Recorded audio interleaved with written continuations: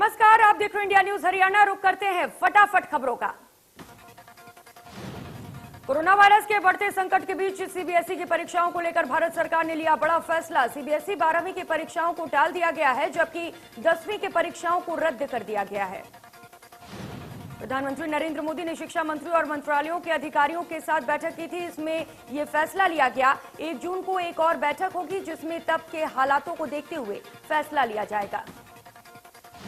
परीक्षाएं होंगी तो 15 दिन पहले ही छात्रों को सूचित कर दिया जाएगा। सीबीएसई 10वीं के पेपर, जो कि 4 मई से 14 जून तक होने थे, उन्हें पूरी तरह से रद्द कर दिया गया है। देश में लगातार तेजी से बढ़ रहे कोरोना संकट के बीच कई राज्य के मुख्यमंत्रियों नेताओं ने परीक्षाओं को रद्द करने की अपील की थी। देश में करीब 30 लाख बच्चों की सीबीएसई की परीक्षाएं होनी हैं। उत्तर प्रदेश के मुख्यमंत्री योगी आदित्यनाथ कोरोना पॉजिटिव हो गए हैं। मुख्यमंत्री ने खुद ट्वीट कर इसकी जानकारी दी और अब वो सेल्फ आइसोलेशन में हैं।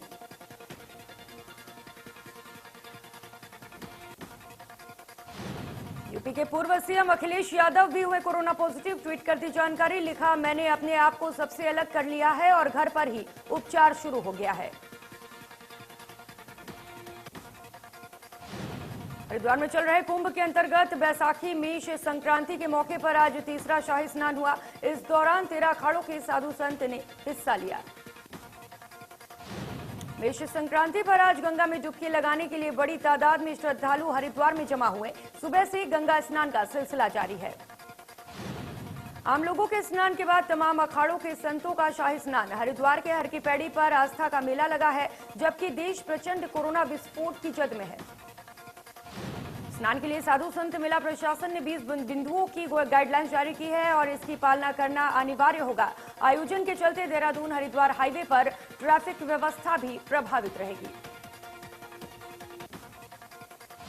देश भर में कोरोना महामारी के मामलों में लगातार बढ़ोतरी हो रही है। देश में 24 घंटे में 1,85,000 से ज्यादा नए केस मिले हैं, वहीं 1,000 लोगों की मौत हुई है।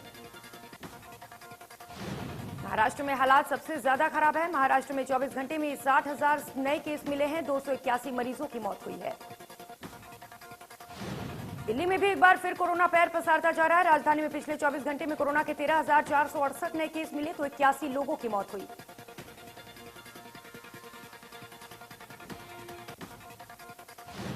संविधान निर्माता बाबा साहेब भीमराव अंबेडकर की जयंती के मौके पर विधानसभा परिसर में कार्यक्रम हुआ। मुख्यमंत्री मनोहर लाल और विधानसभा अध्यक्ष ज्ञानचंद गुप्ता ने बाबा अंबेडकर की प्रतिमा पर श्रद्धासुमन अर्पित किए।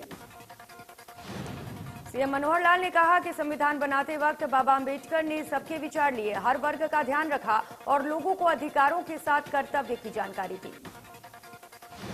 सीएम ने कहा कि जब संविधान 370 जोड़ने की बात आई तब उन्होंने इसका विरोध किया था। प्रधानमंत्री नरेंद्र मोदी ने 370 को खत्म करके बाबा साहिब को सच्ची श्रद्धांजलि दी। मुख्यमंत्री ने राष्ट्रीय विधि यूनिवर्सिटी राई और सोनीपत के विवेकानंद और अहिल्याबाई छात्रावास का ऑनलाइन उद्घाटन किया। यूनिवर्सिटी की विवरणिका पुस्तिका का भी विमोचन किया गया।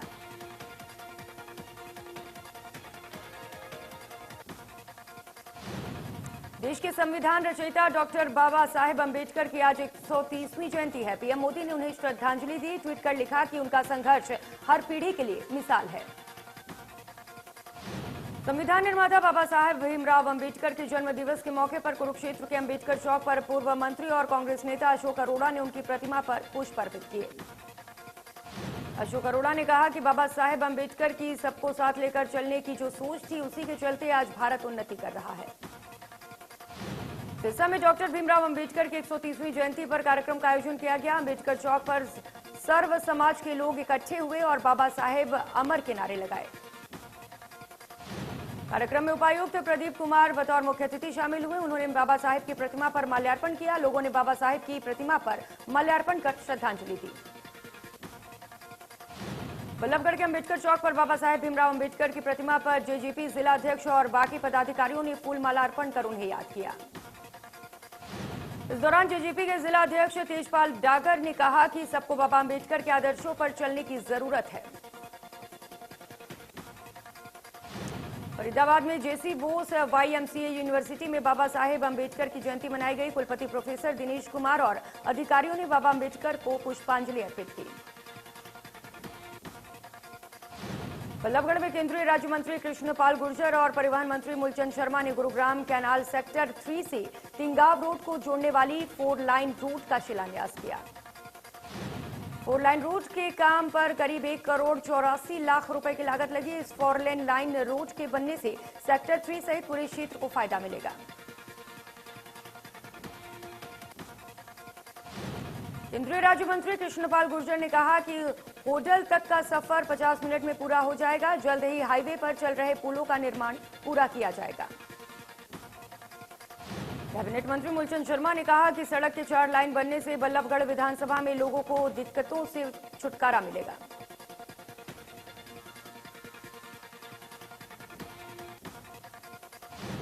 कैबिनेट मंत्री मूलचंद ने कहा कि हरियाणा में लॉकडाउन नहीं लगेगा।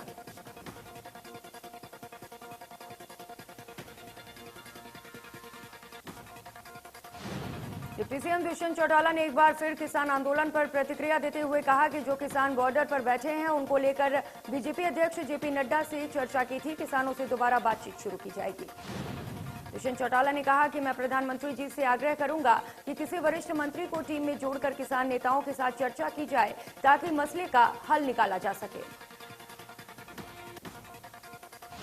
उन्होंने प्रदेश में गेहूं खरीद पर बोलते हुए कहा कि परिस्थिति सबके सामने है, कोई मंडी बंद नहीं हुई है और पंजाब को भी हरियाणा की तर्ज पर किसानों के खाते में सीधे पैसे डालना होगा।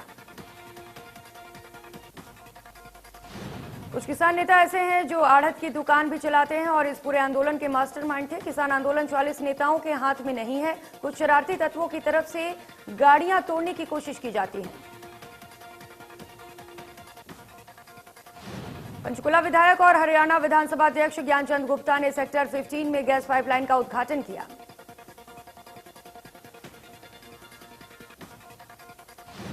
उन्होंने कहा कि एलपीजी गैस पाइपलाइन के माध्यम से सभी घरों में अब गैस पहुंचेगी, जिसका फायदा पंचकुला के लोगों को मिलेगा। उन्होंने कहा कि अब इस तरीके से हादसों में भी छुटकारा मिलेगा। इसके अलावा पंचकुला में 3 सीएनजी पेट्रोल पंप खोले जा रहे हैं जो कि 1 महीने में चालू हो जाएंगे। साइबर सिटी गुरुग्राम स्थित एक निजी अस्पताल के कार्यक्रम में पहुंचे डिप्टी सीएम दुष्यंत चौटाला ने ग्रामीण गुरुग्राम के लिए खास एम्बुलेंस की व्यवस्था की शुरुआत की। दुष्यंत चौटाला ने कहा कि गुरुग्राम में ऐसी व्यवस्था बनाई जाए कि फास्ट एम्बुलेंस की सुविधा बड़ी चेन बने ताकि जिले में लोगों को स्वास्थ्य लाभ मिल सके। उन्होंने कहा कि जिला स्वास्थ्य विभाग लगातार ऐसे प्रयास कर रहा है ताकि लोगों की परेशानी कम की जा सके। अंबाला नगर निगम के वार्ड नंबर 19 के पार्षद राकेश सिंगला के दादा ओम प्रकाश सिंगला का निधन हो गया। पूर्व केंद्रीय मंत्री विनोद शर्मा ने इसको लेकर दुख जताया। ओम प्रकाश सिंगला के अंतिम संस्कार में भी पूर्व केंद्रीय मंत्री विनोद शर्मा शामिल हुए। इसके साथ साथ हरियाणा जन चेतना पार्टी के सभी पार्षद भी अंतिम संस्कार में मौजूद रहे। पूर्व केंद्रीय मंत्री विनोद शर्मा ने वरिष्ठ वकील जब्बर चौधरी के पिता मास्टर रणधीर सिंह के निधन पर भी शोक जताया और उनके घर जाकर परिवार के साथ सहानुभूति जताई।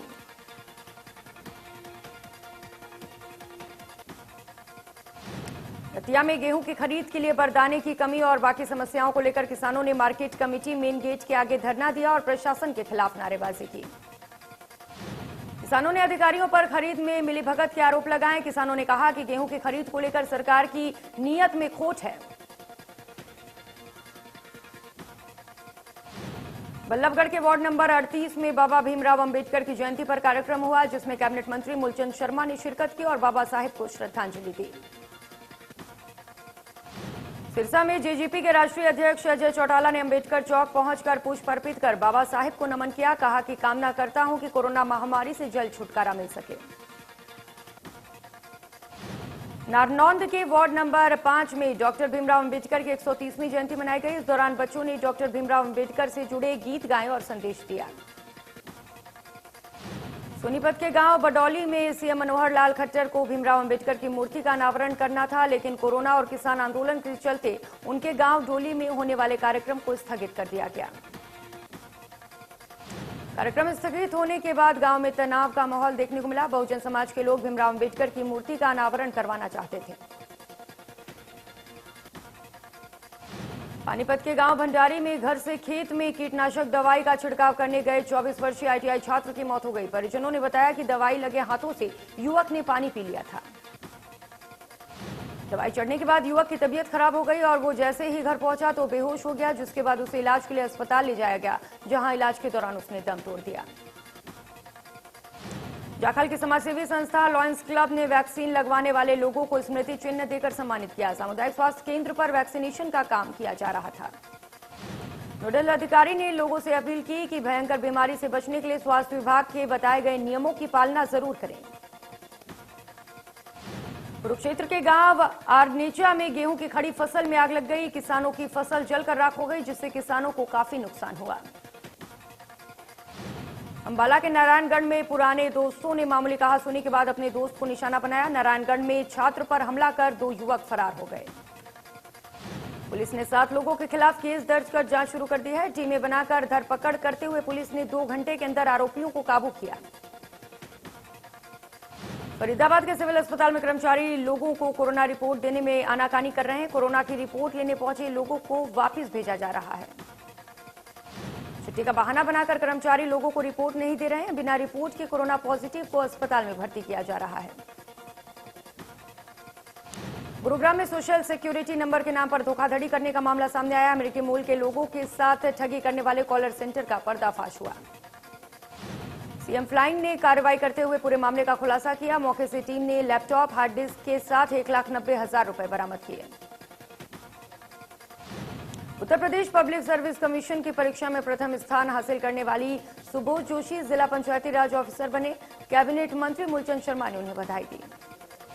मूलचंद शर्मा ने कहा कि सरकार बेटियों की शिक्षा और स्वास्थ्य के लिए गंभीर है। उसी का नतीजा है कि बेटियां हर क्षेत्र में आगे निकल रही हैं।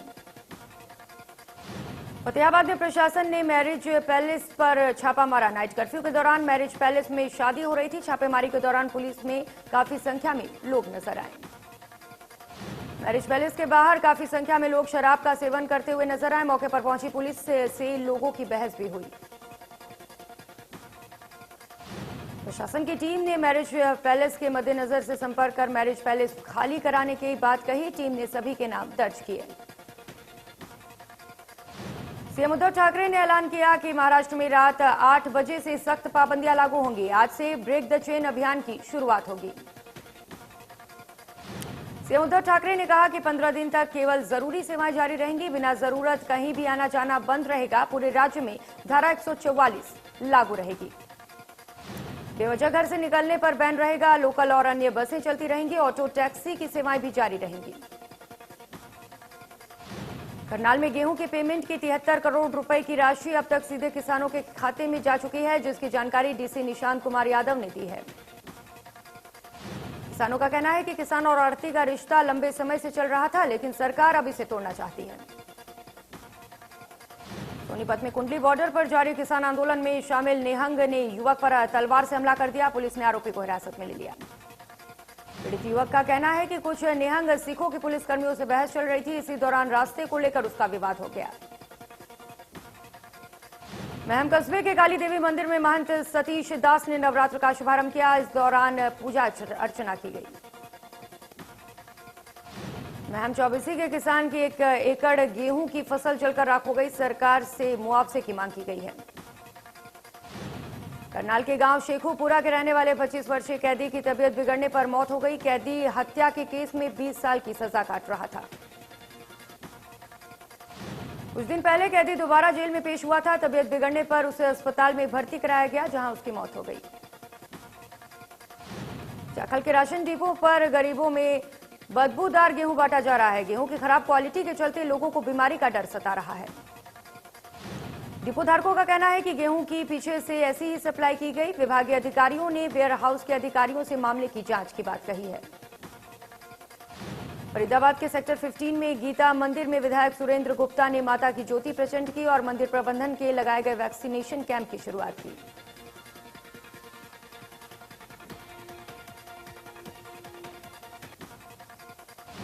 इंद्री के अनाज मंडी में लिफ्टिंग और गेट पास बंद करने को लेकर किसानों ने करनाल लाडवा रोड जाम किया और सरकार के खिलाफ नारेबाजी की। कृषि कानूनों के विरोध में किसानों का दिल्ली की सीमाओं पर आंदोलन जारी है। किसान नेता गुरनाम सिंह चढ़ूनी ने कहा कि किसानों के बैंक खातों में सीधी पेमेंट देना सरकार की चाल है। गुरनाम सिंह चढ़ूनी ने किसानों को सतर्क रहने की हिदायत दी। कहा कि सीधा बैंक में पेमेंट आने से कुछ किसान खुश हो रहे हैं, सरकार उनके लोन की किस्त सीधे उन्हीं के पेमेंट से काटेगी। फतेहाबाद नगर परिषद की मीटिंग के दौरान जमकर हंगामा किया गया। नियमों को ताक पर रखकर आपस में ही पार्षद भिड़ गए। महेंद्रगढ़ की अनाज मंडी में निरीक्षण करने पहुंचे जिला उपायुक्त ने आढ़तियों और व्यापारियों से उनकी समस्याओं के बारे में बातचीत की। जिला उपायुक्त अजय कुमार ने कहा कि 5200 क्विंटल की परचेज यहां पर की गई है और पूरे जिले में 1.5 लाख क्विंटल के आसपास की परचेज की जा चुकी है। अनाज मंडी में फसल की खरीद नहीं होने से किसान परेशान हैं। दाने की कमी, बोली नहीं होना किसानों के लिए सिरदर्द बन गया है। फसल बिक्री के लिए मैसेज मिलने के बाद किसान गेहूं लेकर मंडी में पहुंच रहा है, लेकिन यहां बिक्री नहीं होने से वे चिंतित हैं। बहादुरगढ़ में किसान की हत्या के आरोपी ने दुलिना जेल में फांसी लगा ली। इसी महीने की आदेश दिया गया था।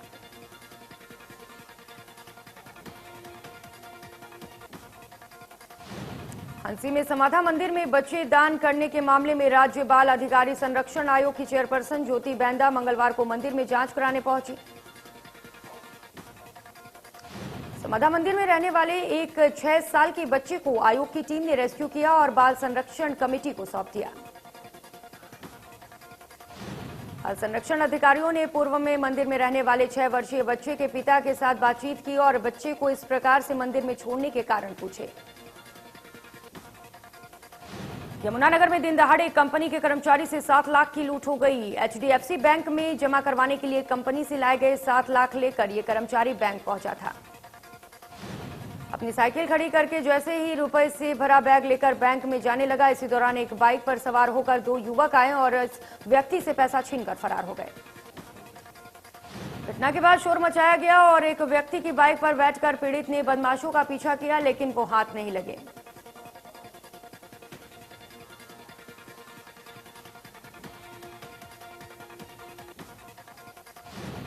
कैथल में एक स्पा सेंटर में चल रहे सेक्स रैकेट का पर्दाफाश। 4 लड़कियां, 6 लड़के और मालिक को मौके से पकड़कर केस दर्ज किया गया।